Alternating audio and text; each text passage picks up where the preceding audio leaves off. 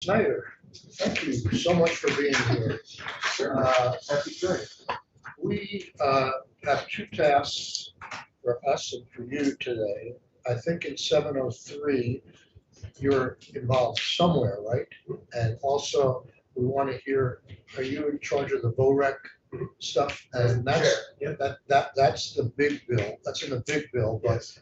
the Appropriations Committee wants to know what we think about the VOREC thing, so we can give a recommendation. I think we like it, but we want to hear more about it. Super. Why don't we start with that first? I'm happy to cover both as you wish.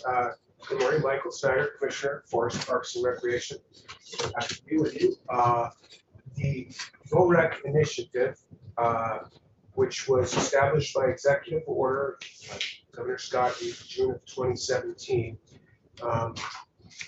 is worth explaining a bit. And Tell us what the background, right? And I'll get to the Tell us what the acronym. The acronym, we love our acronyms, as the governor continues to point out. All of the words actually mean a lot, I think. VOREC stands for the Vermont Outdoor Recreation Economic Development Collaborative, sorry, VOREC.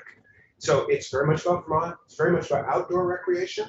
And it's undeniably and unabashedly an economic development initiative intended to be in a sort of a collaborative mechanism. I can explain the structure and how it works, but it's an economic development initiative leveraging outdoor recreation assets and resources in communities across the state for greater economic development, all rooted in environmental quality and stewardship. So that's why I'm chair, as opposed to, say, Commissioner Goldstein or Secretary Curley at Commerce, right?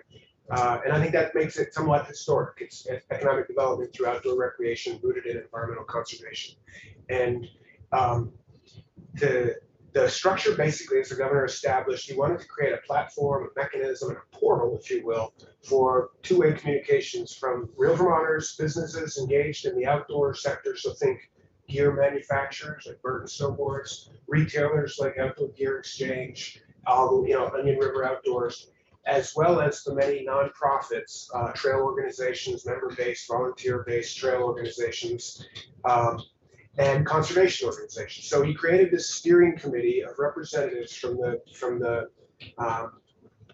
for-profit and nonprofit business sectors engaged in outdoor recreation and conservation to be a steering committee, a guide to us as an administration, like to think beyond that, for how to leverage local recreational assets. So trails, boat launches, ski facilities, right? And the attendant businesses, be they bike shops or brew pubs that tend to kind of attend recreational activity and recreational facilities as this powerful economic engine. So what's needed? Give us a strategic plan. So we did this very much grassroots, a collaborative, a collective impact model. We toured the state. We held a Grafton conference. We went to communities all over the state, near and far, listening sessions, collated all this incoming information, and then developed buckets and pillars, we call them. So main purposes being grow outdoor business and related, grow participation in outdoor recreation among all demographics. So we want to think about barriers to access and of all kinds, cultural as well as physical, if you will. So grow business, grow outdoor participation, grow our capacity, sort of our network of infrastructure, and grow our ability to maintain, steward, and maybe advance the built environment of outdoor recreation, the facilities, the structures that support it. And lastly, to really promote and leverage the health and wellness benefits of outdoor recreation. So it's a real winner. That was the idea.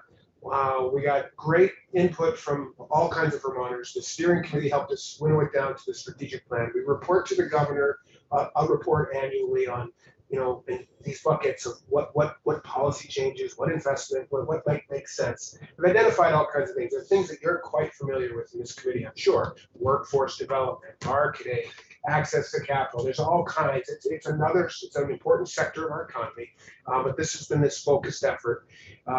It includes many functions, but the big one that's risen, and is now we'll talk about in the big bill, is we started, one of the first recommendations of the steering committee in 2018 was we should have a outdoor recreation community grants to help communities who have sort of planted a flag, say we have natural resources we care about, we want to turn and face our recreational assets. It really came to us, I'll tell one quick anecdote, in the Machine Tool Valley, Vermont, so like Bellows Falls area, they're communities that were built sort of backs facing the river. They were industrial, and that's gone. And then the towns are now saying, let's turn and face that river, and let's turn these things into a rec path with a brew pub or a coffee shop or a bike shop. Like, let's rethink our economic development model downtown to connect to the hinterlands and the trails, to integrate these networks. That was this sort of one example of exciting locally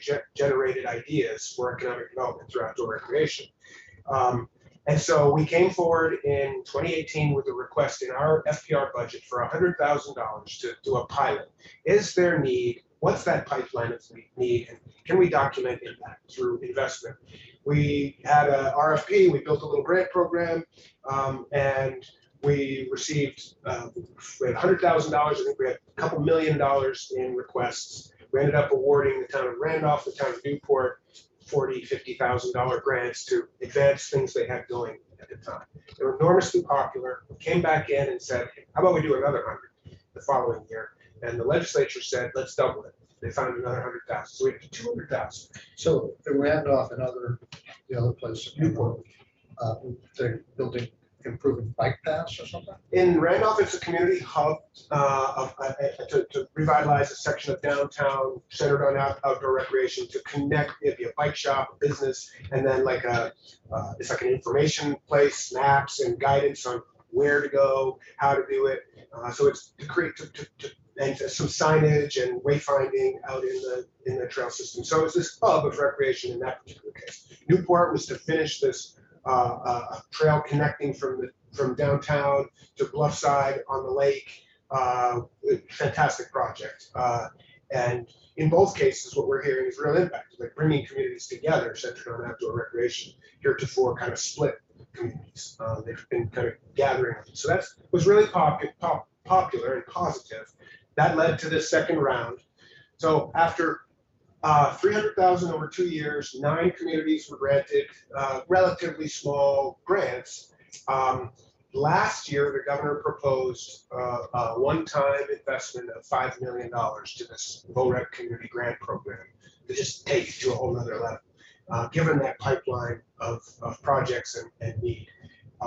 We received almost $22 million in requests last summer. We put out the RFP, a letter of interest. We kind of grew up and built this thing. $5 million last year? We got the $5 million, thank you. And we have just had an announcement a couple weeks ago with the governor in Danville.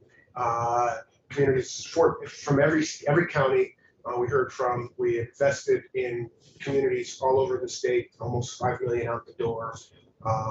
And for a variety, they're not just trail projects. It's really this. And there's to the Vermont Outdoor Business Alliance, VOBA, which was also a spinoff, and one of the early recommendations of VOREC was there should be an outdoor business alliance, and that's been formed.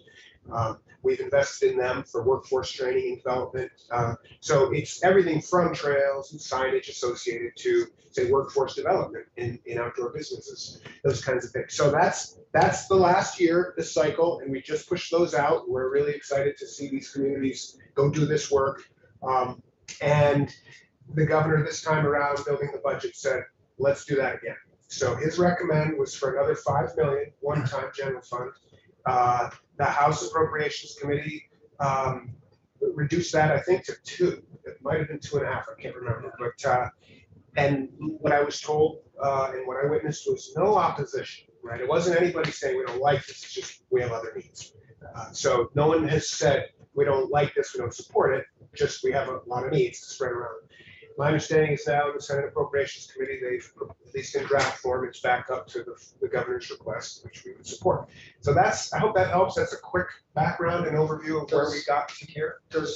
I know I've heard that, Mount Snow is like a world-class mountain bike site. Maybe I'm wrong, but maybe. I'm not as familiar. I think we have them. I mean, I'm very familiar with some that are on our state land. So Perry Hill in Waterbury Center. I travel the country with work, and I'm constantly meeting people say your trails are world class. Your single track mountain bike. That's VIMA, the Mountain Bike Association, WADA in that particular case, the Waterbury Area Trails Alliance, the local affiliate. This is that membership-based nonprofit those organizations that partner with us to do it, even on state lands. And so we're investing in those kinds of organizations to steward those trails, create more of those trails. Are you investing in for-profit mountain bike trails or cross-country ski centers? No, these are grants, they're community grants. So it's through, we've tweaked it a little so that originally it had to be the auspices of a municipality, just as the organizing entity to receive. And we welcome them to do that in partnership with nonprofits. So we've broadened it. So that's really how they come, is community alliances, usually of a town or municipality and some nonprofit. There can be some businesses involved, but it's through the auspices of the town to grant. That's how we make the grants, is for nonprofits and communities as opposed to the for-profits. So would the grant ever go to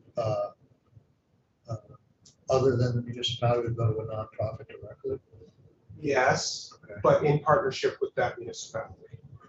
I think there's possible and likely that we're dealing with business grants and stuff here, and I'm just wondering whether a business could apply to there and to us. And I don't think we. No, they would be coming through again, sort of the auspices, I guess, the best word, of the municipality as the center of the grant application alliance. So again, the short is significant backlog of projects that seem good and helpful. And I mean, I have to say, we did this. The governor made the announcements of this year's round. Senator Kitchell happened to be there, which was great. Danville was a recipient, but we heard from a person from Danville, a representative of the town, speaking on they're going to refurbish this old train station on the rail trail, the Moyle Valley Rail Trail. It's this hub, and he was wonderful and just had all this great stuff to say. And then, but that was the sort of canned run of show. We'd hear from me and the governor, and staff and steering committee members and this town person. And then the governor says, "Anybody else here from the town that was received?" And it was popcorn, people popping up from Pownell. They came to Danville on a really frigid morning to just say thank you and how excited they were. It was really fun to see this positivity throughout this crowd. Communities all over the state, big, small, rural, urban. The Burlington, the sailing center down on the waterfront for access to non-sailing people. Like, it's just this incredibly powerful wealth of opportunity, and it's palpable to watch people respond to it. It's been really fun. So would the Stowe Bike Path be like a poster child for something like this, a show where outdoor recreation can meet economic development? I think it's a great example. It's a long standing one. It's been there a long time. I live there. It's fun to watch families come from all over, really. And then, as you say, it connects to businesses and other outdoor recreation. It is. It's a good example of what's possible and the impact that it has. And it's kind of win-win-win, really. So have you had any, like you said, Bellows Falls? Have there been bike paths along the river established with? Oh yeah, they're happening. Yes, I'm not there. I'm not sure there in particular. There's been some local effort, but I think the Newport example is the best one. Is to an old rail facility, kind of focused, to turn this into this international lake here and connections to another country on trails, and so a whole number of partners getting together with the town, and our little bit of support helped push them over the edge. So we're seeing those kind of rec trail, waterfront kind of projects happening, access for communities that they just don't have access to the water. They want to get it. We're finding new ways to do that, whether they're marinas or programming, etc. curious, is there any support or connection with existing rail trail arrangements? I think so, but I'm not sure. Help me understand. I'm not sure. So, for example, you've got the Oil Valley Rail Trail and so on and so forth. Any projects that relate to using or connecting with or participating with those groups? In the second round of the first $5 million round, we actually kind of tweaked our RFP to call for projects, kind of gave bonus points, if you will, in a way, for projects that would connect to the rail trail. And we've got a bunch, Danville being a great example. There's another one in Wolcott. They're very excited about helping them make better use of, for both recreation and economic development of that rail trail. Connecting to the Mississippi Valley Rail Trail and up into Franklin. And so we've seen the rail trails as being incredibly powerful, popular, and therefore powerful for all of these sort of pillars: economic development, participation, health and wellness, environmental connectedness, and the rail trail projects are popping up everywhere. They're all good examples of it. We actually, called that out as like a special category. Is there any funding directed at, in effect, improving rail trails, assisting them with the maintenance associated with the rail trails? Well, that's a big piece of the last capital cycle. Was the governor had recommended $2.5 million, I think, to leverage about $11 million of federal funds available, and that was approved for the completion of the Lamoille Valley Rail Trail, which is well underway now. That's V-Trans. They're really good at building bridges and that sort of thing. We're connected, but we don't have an official. They're going to pave it. Parts, they're sure pack. I think there are sections that have been paved, but so the build out of the Lamoille Valley Rail Trail is paid for and is underway. It's expected within a year and a half, I think, at this point, which is fantastic. 93 miles. And then these projects related that we're funding along with others to build upon that. The question of ongoing maintenance is a good one. Right now, on the Lamoille Valley Rail Trail, there's a long-standing relationship with VAST, Vermont Association of Snow Travelers, for which it has winter use. And they've been the kind of through an agreement with V-Trans, they've been the maintainers with V-Trans. And I think there's been a long conversation in the committee here on, when we build that out, when it's done, we need to be thinking about what's the new operating model. So V-Trans with us and others are contemplating, like, what is the operating model into the future? Some have suggested, why not a linear state park? We're good at managing people at recreational use. We're willing. The governor would like to explore all models of operation before we jump into that, but it's certainly something to think about. Like, do we have a plan for ongoing maintenance? And that's being developed. In the meantime, these kind of grants can support, there's other rail trails, the D&H Rail Trail in Southwest Vermont, et cetera, and we can grant communities for their kind of maintenance upkeep and improvements to other rail trails as well. So there's a lot of.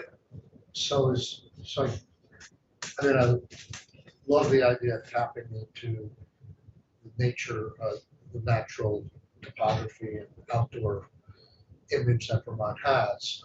Right. But I worry about a little bit of overlap. I mean, is this program going to be a base builder at some point, or is it for capital investment of one-time project? You started talking about maintenance awards, so that leads me to believe that VOREC may become a base item in the budget to keep funding each year after year. Yeah, I don't think so. I mean, this was started initially as a request for general fund for a pilot that was then repeated.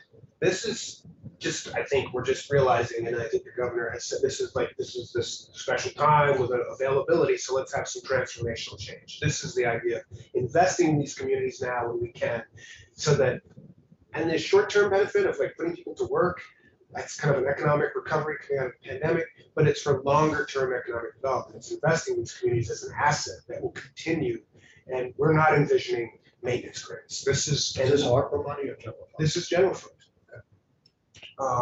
All of it has been so far. So I think it's very much about the now, and let's get this money out there. Let's get these towns, these communities, and these partnerships up and running. Build these things, whatever it might be, because people are using them. People are coming, and they're leaving a lot of money, and that's great. It's not just tourists, right? This is for Vermonters as well. So, but I don't think So no one has said this is going into base. We haven't asked for that or suggested it. It's very much in the one-time section.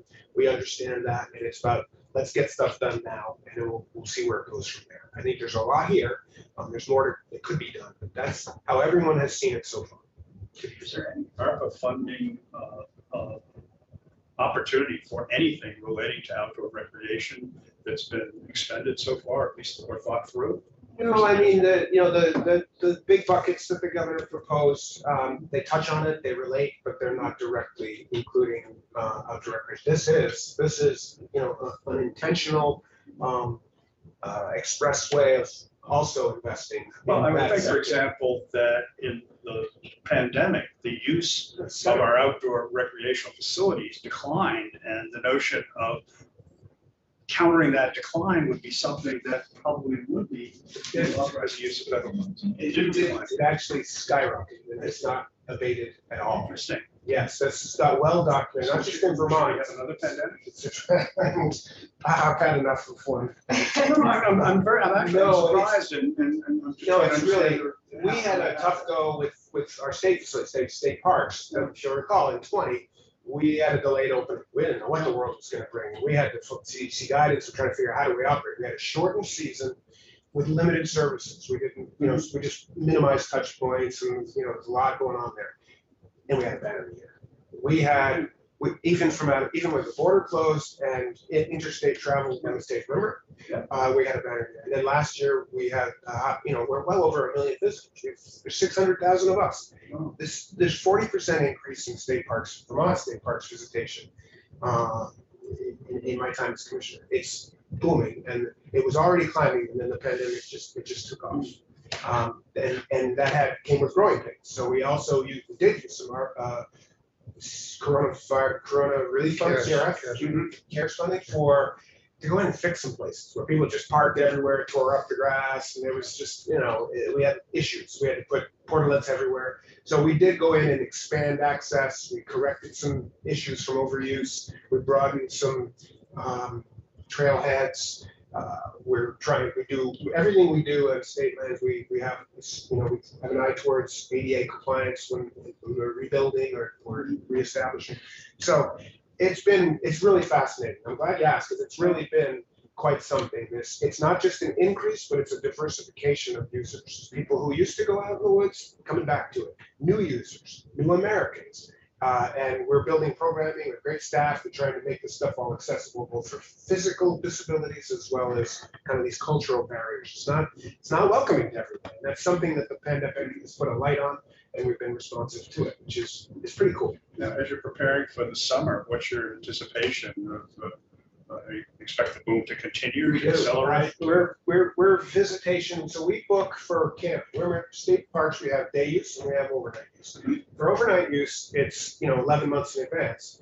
We're booked all weekends and holidays, pretty much throughout the system. You can still get a nice campsite on a Wednesday if you like, but we're kind of the envy of the hospitality industry. It's just cranky, but we need to keep up. So you'll see elsewhere if you look in the budget are trying to keep up. The Vermont State Parks has very little general fund. Sale of park services, ski area leases, going to our parks fund. That's how we operate. So with increased visitation, that's great for everybody, because there's $100 million in indirect related spending to parks visitation, the local stores, et cetera. It's really important economic engine, but with increasing visitation comes increased costs. So that's my challenge as commissioner, is how do we track that? The big one I'll tell you about this summer, we are expecting another 1 million+ visitors. We have goals in this area, and workforce. We hire 400 seasonals to help our year-round management team in parks operate 55 developed state parks, well over 1 million visitors. I'll give you one datum. Whereas previously in February, we were doing our seasonal hiring recruitment, we would receive 400 or 500 applications in February. In February this year, we received 38 applications. So we have real problems. Our team has done an amazing job. Like here's on VPR right now. We have done some creative marketing and recruitment. We're filling in some gaps, but we still have some parks we're not sure if we can open. Everyone's here. I'm just giving you Are you data looking point. solely in state, or are you? Oh no, heavens no. We have, and that's something that's really cool. that for years we've been bringing people from all over the country. For some, it's kind of a lifestyle choice. They work in the parks in the summer, they travel in the winter, or they work in a ski area. Others, it's, there's kids coming out of high school and college, there's retirees, there's this mix.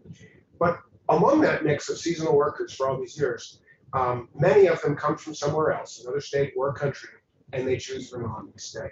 About half of our permanent professional staff came that way. So we're this tiny little demographic recruitment machine in Vermont State Parks. It's a good brand and it's positive. And so when we bring them here, they enjoy it, and then they either move on to other work, they stay with their families. That's been fun. But right now, like everyone, we're really challenged with this workforce change. Just bodies. So that's a good segue into the workforce. Sure. Right? I hope that covers your VORAC questions. I do have one more VORAC question. Sure. I mean, we see all these silos out there that seem to be overlap, and one jumps out at me. And this one is the $5 million we recently put in for better neighborhoods. Do you have any conversations? I'm really glad you mentioned this. It's really important. Whether it's with our work in the Working Lands Enterprise Initiative with the Agriculture Agency, right? I've been at this 12 years as commissioner. This silo busting has been a thing for me, and I'm really proud of it. This is another example. I'm not taking credit. I'm just saying this was intentional. Yes, I'm chair of VORAC by the executive order. Commissioner Hanford is the vice chair. It's the Secretary of Commerce and me who are designee. And so we have a program manager. It's a shared position, FPR and ACCD. So the VORAC initiative is intentionally built by the two of us, the two agencies, FPR and ACCD. And Josh plays that role very well. He's been super. And now, housing is connected. And his work on housing is very much helpful towards VORAC identified needs, worker shortages. These businesses need workers too, and for some, it's been identified they can't find a place. So I wasn't thinking so much in his world of housing. Right, no, I'm just using it as one example, but certainly Joan and others in economic development and her staff, we have engagement.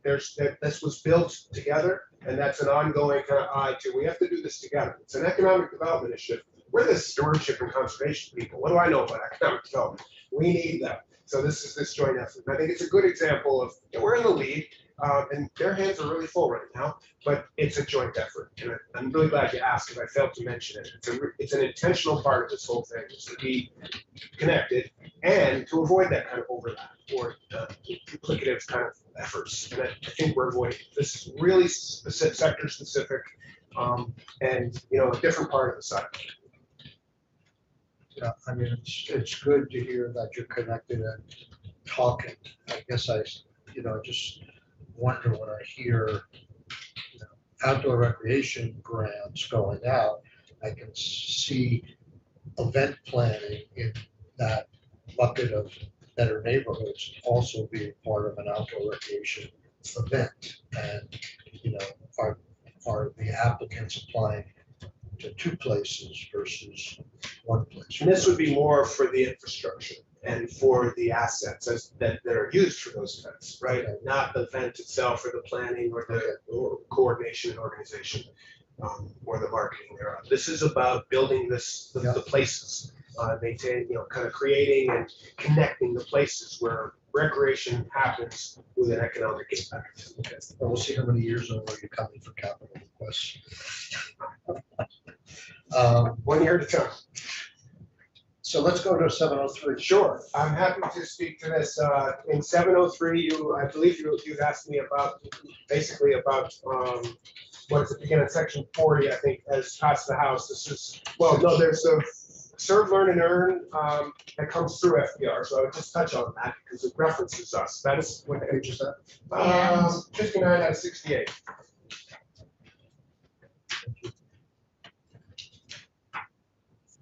And this would appropriate $2 million through FPR to the Serve, Learn, Earn initiative. That's a program, very, very good, intelligent, and powerful program of the Vermont Youth Conservation Corps, Audubon Vermont, Restore Vermont Works for Women.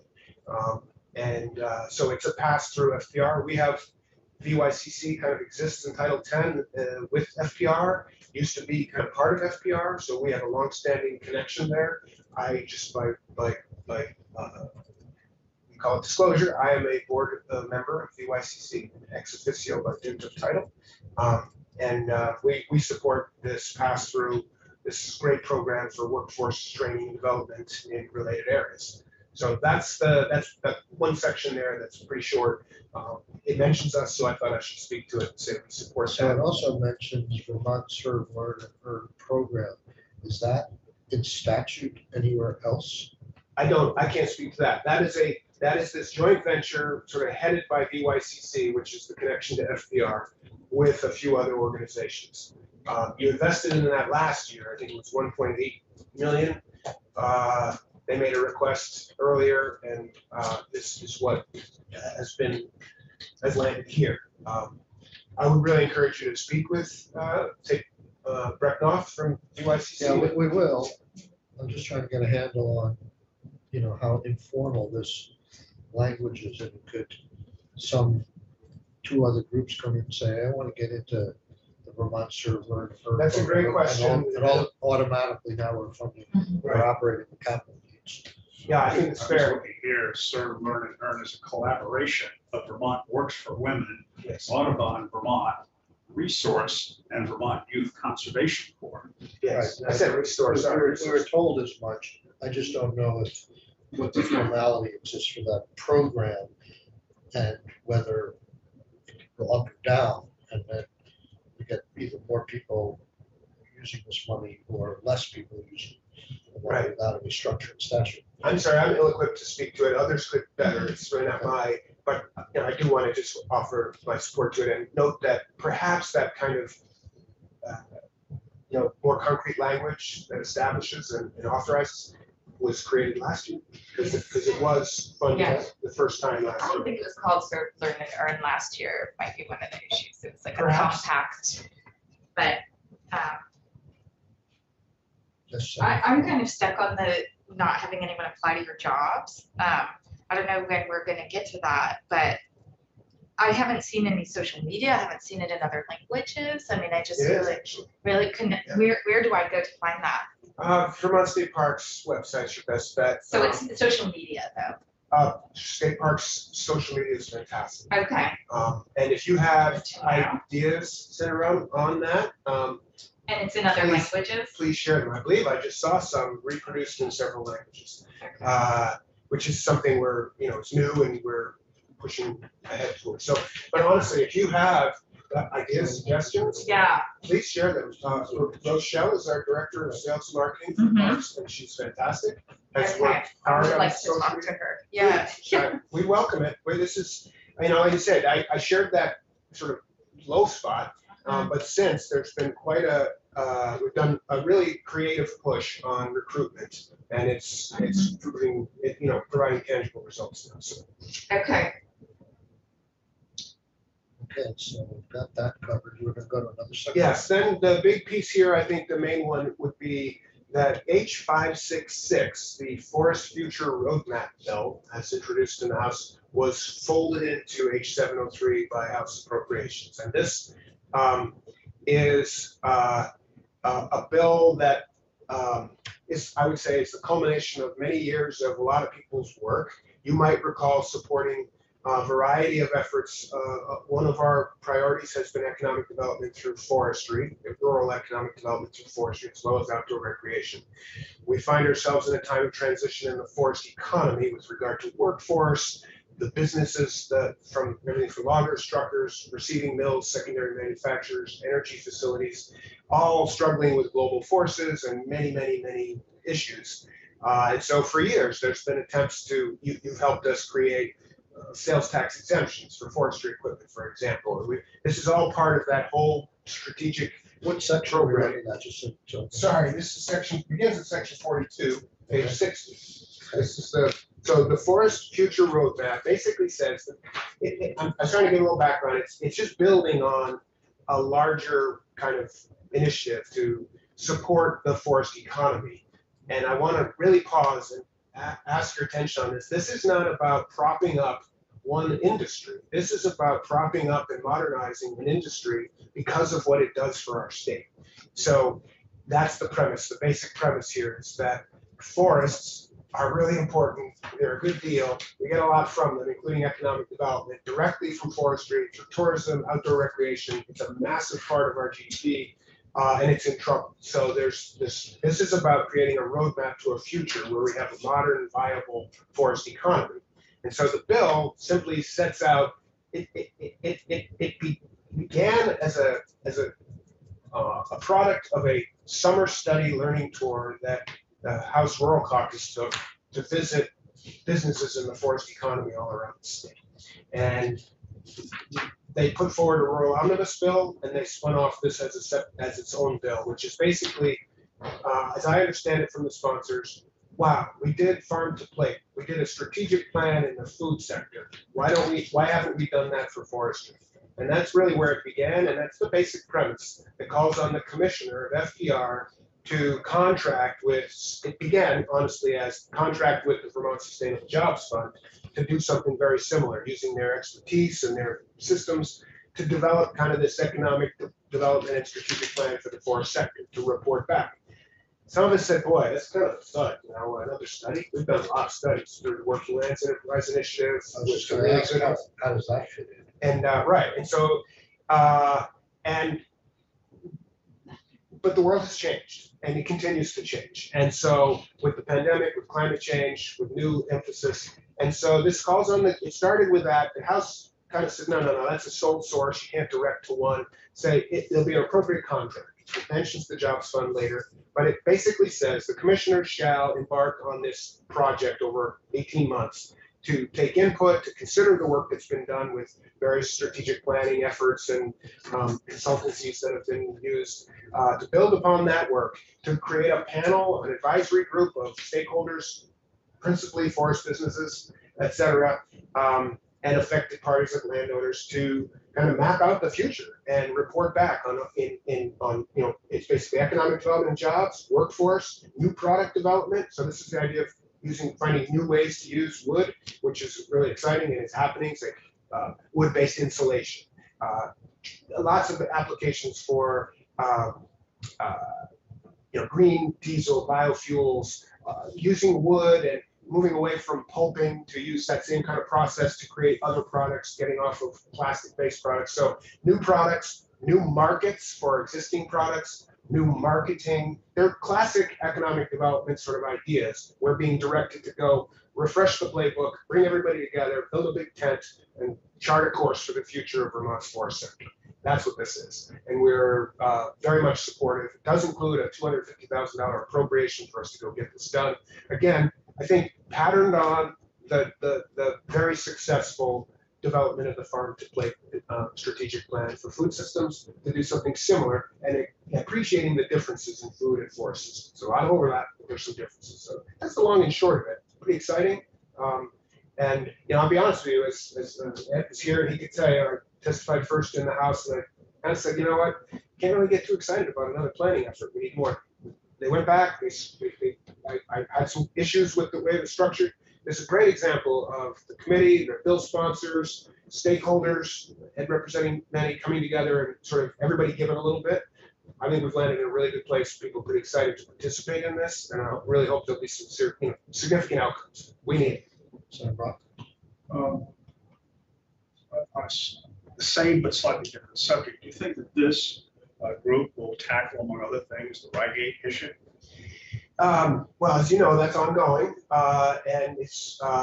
But yes, I think the future of what we call energy wood, both for thermal applications, like this building is heated with local wood, and electric generation. There are two baseload electric generating facilities using wood, Burlington Electric and the Rygate Power Station, which is up for its renewal, was up for renewal. We've been looking at it in finance right Yes. now, and obviously the same concerns we have every year about very inefficient operation and economically question whether it makes sense. But one of the major issues in that discussion is the number of jobs, the number of people that the forest industry supports in that area, and what other alternatives are there for the use of that product. And is that the kind of thing that you guys are going to be looking at?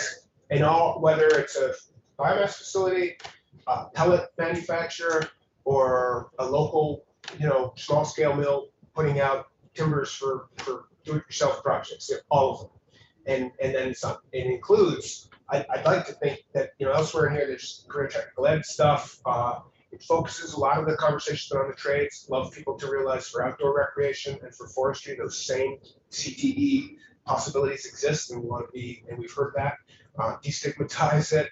We have, I just on quickly on the subject of career tech ed for forestry, we have some fantastic facilities, like unbelievable facilities. Great, committed, dedicated, talented teachers, and almost no students. They're not being directed, and we need to change that. There are great lives to be had, futures for young people in the woods and related, and the money doesn't send them there, right?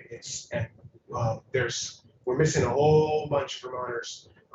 We're not giving them what they need, and we need them to get what they need to repopulate this workforce. So it is exactly the kind of thing that is considered under this framework of, charting a roadmap for the future of the forest economy, including issues just like that. As far as fragmentation an issue. It is. It's been well documented. It's, what are you going to do about it? So what is it? It's this conversion of forest to non-forest in an unsystematic way, sort of randomly. That threatens health and viability of things that come from forests, ecological services, as well as our ability to work with those forests. I think that's not really been questioned, that forests are important, the land base matters, and its fate is kind of, for the first time in 100 years, we're seeing a loss of forest land. The numbers vary depending on which federal report or analysis you look at, but they all say we're losing land from a few thousand acres to maybe 14,000 acres a year. Project that out a ways, it's pretty significant. So the issue is real. I think the stumbling block has been on how do we deal with that, given property rights, given need for, most of it's privately held. That's really important. How do you do it? And I think that's what people are struggling with right now. It's been proposed as which exists in S234, is a new criteria in Act 250 to consider forest blocks and connecting habitat. That was a new jurisdiction, but it's a new criteria. And that's various of you have passed versions of this for years now. None of them have made it into law. One body or another, others. But in my view, fragmentation. The road rule is that part of the same issue. The road rule, as I understand it, in that draft, or that as passed, is an attempt to deal with forest fragmentation. We happen to disagree with that approach to dealing with fragmentation, but that's in there as a response to forest fragmentation. Well, when I think of forest fragmentation, I think back, I used to live in Riften, and in the 70s, and they're very heavily wooded. As far as the eye could see, I could look out and I could see nothing but woods. But then I looked at photographs that were taken in 1910 or 1920, and there wasn't any forest. That's right. And so, it's sort of like the opposite of forest fragmentation. Well, that's been the pattern. Broadly speaking, Vermont is, trees and forests are the original natives, since the last glaciation anyway, and it's the natural expression of this landscape. And owing to conversion for subsistence and then commercial agriculture through the early 1800s, we went from 90-something% forested to about 20% forested. And that continued well into the mid-1800s. So there was a wave of farm abandonment, the Civil War, land for free. People hearing about 30 feet of stone-free topsoil in Iowa. Vermonters left the hill farms. It reverted to forest. Then there was a wave of cutting that happened, et cetera, in building big cities, north and south of us, and then it's largely regrown. So we have this pattern of forest, then not forest, and regrowing forest. We've largely been in the regrowing forest for 100 and some years, until just early in the 2000s, when the first inventory came back saying, wow, we've been upgrading increasingly this area and age of our forests, and for the first time it's tipped the other way. Some of that's through agricultural conversion, which is appropriate. And so you've got to be careful with how you look at the numbers. There's raw numbers of change, and then there's the net. Another piece I would make is that sometimes people get confused. You hear, every day it seems on the radio or the news, you hear of deforestation in the tropics or here, there, or anywhere. And that's something to be concerned about, especially in light of climate change and all the other things that forests do. Forestry, like converting even a clear cut, it's not deforestation. And so we're not talking about that. We're talking about permanent conversion from forest to non-forest, built. And we need human habitat too, and that's the struggle. So this is, in my view, shouldn't be about stopping growth and development in forests, but being smart about where and how, and applying smart growth principles and thinking about it, and maintaining access for forest management, recreation, kind of having our cake and eating it too. But so the broad pattern though is, heavily forested, deforested, largely been regrowing, grading, and then this is a new trend that we're seeing, and we're just trying. I think we really ought to be responsive to it. The trick is, what are the best ways? We've said for years now, it's a mix. I authored the first forest fragmentation report in 2015 and delivered to the legislature. And we laid out in that 5 buckets of areas for consideration for policy change, investment, incentives for landowners, encourage, support it, don't undo it. A new emphasis on strategic land conservation, not just reactionary and responsive to what might be available. Hence, Vermont conservation design is more thinking about how to strategically consider. Local land use planning and regulation. How do you do that? So we've done Act 171, 2018. We give guidance to towns, sample bylaws, how to plan for forested hillsides and human development growth. And then the final, I think we finished with bucket 5 was support for sustainable forestry and the Vermont forest economy. And that's our main strategy for combating forest fragmentation. It's having a viable a marketplace into which people can sell. That's a strong incentive to keep that. That's why we look the way we do, frankly. That and a lack of pressure. But we're losing that local marketplace for wood products and the culture of stewardship of the land. And that's what we're trying to rebuild, because that's our best bet for keeping forest.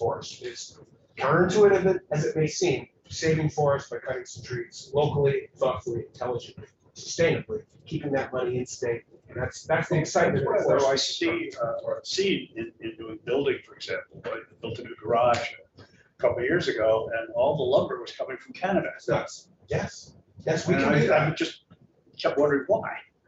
Commodity dimensional softwood is a problem. We don't have mills that do that. We have small scale mills that do softwoods, do it really well, but that big commodity thing we don't have. Our strength is hardwood, value added, furniture, flooring, artisanal products, really, really strong, and cabinets, moldings, like things in your house. And so we don't have a great strength there, but regionally we do. And we want to see a rebuild of this economy. Regionally, Maine is very strong there. There's the emergence of cross-laminated timbers, mass timbers in general, building high-rise buildings now, again, out of wood, that pass seismic tests, that pass fire codes, that surpass them. So it's really exciting possibilities for building with wood, keeping money locally, keeping forests, and having major climate benefits from substituting for concrete. Sarah, this question. I've known the commissioner for a long time, and I know he can continue to talk about these things forever. I appreciate that. Just responding to questions. You may have a sense of what I'm going to ask. I mean, I got to the legislature when the Sustainable Jobs Fund was fairly new, but it predated me, and I think they really had to catch up over the years to the reality that they had made diversity an afterthought, and access to land and access to capital, and who's able to become a farmer, who's able I think to. We all have, frankly. Right. You have the opportunity in here, and I think the language needs to change to talk about diversifying the workforce and who has access to capital and forced enterprise.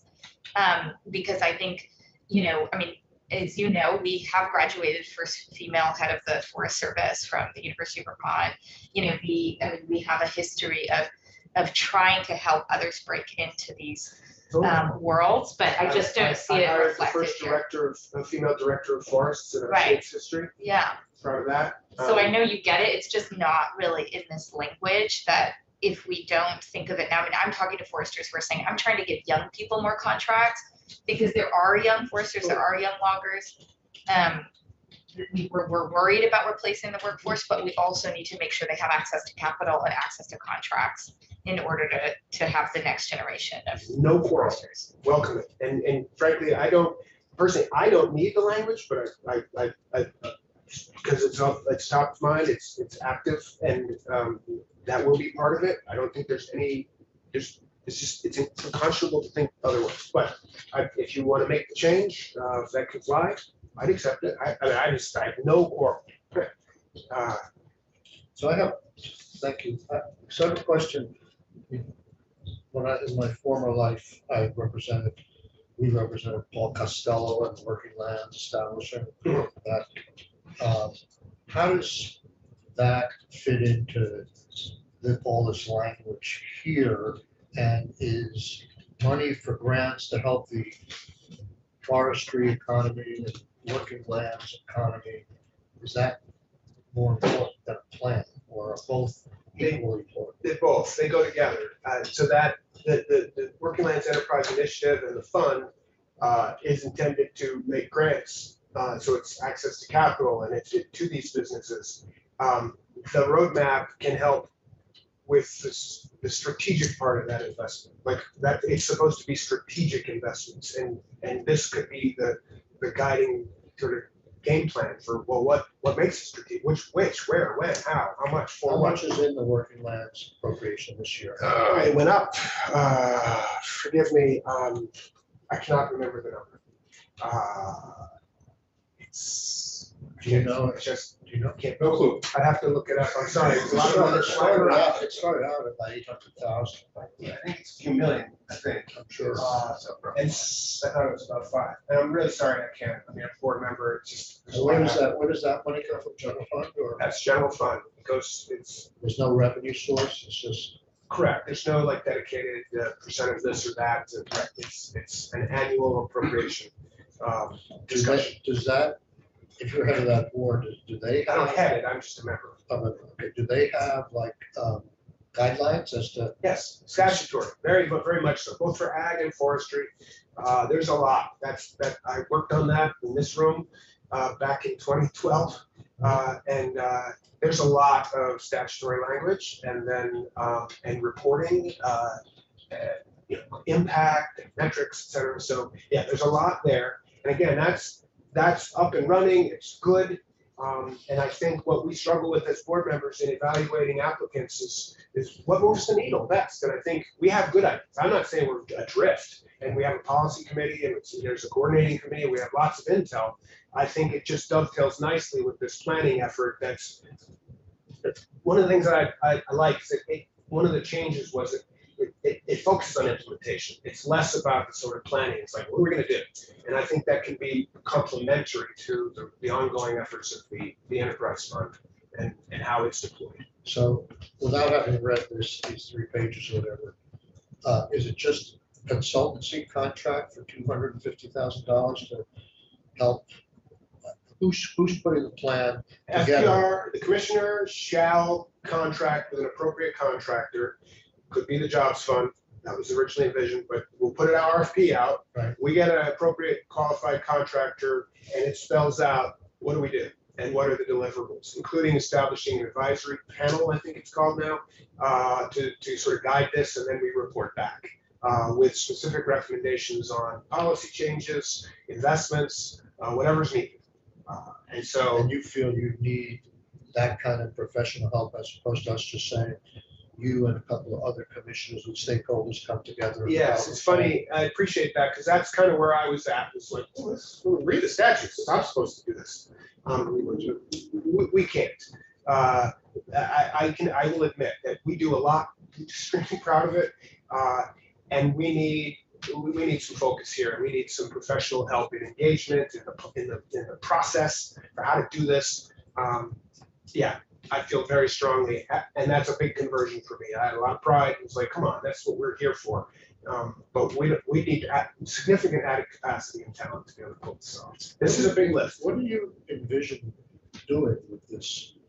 I mean, I always wonder about these mega plans and how they get enforced. I think one that's extreme you could say, there's like a private right of action if you violate the plan in terms of your granted money. But a lot of times, they probably just sit on the shelf and they're selectively used to say, I need money for this, and it says it in the plan, but when you want to do something else, it doesn't say that plan, it still doesn't stop you from coming in, you know. That's right. Yeah, that's me.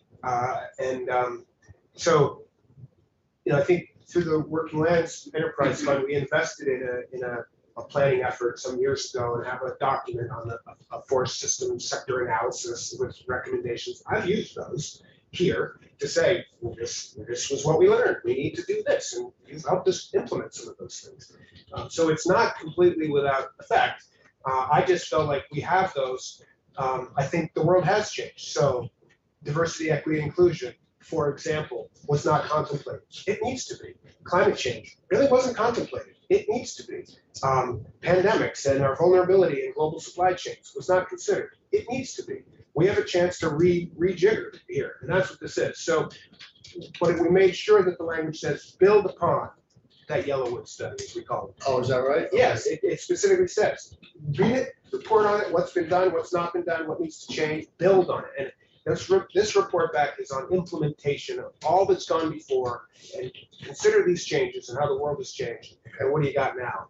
And we need a big group effort on that. We need the industry, we need landowners affected, and another favorite part of the bill actually is it says, identify opportunities for all state agencies to engage. It is not just a simple forestry issue. If I had one gripe, it's that people think this is a forestry issue and it should be in the Natural Resource Committee.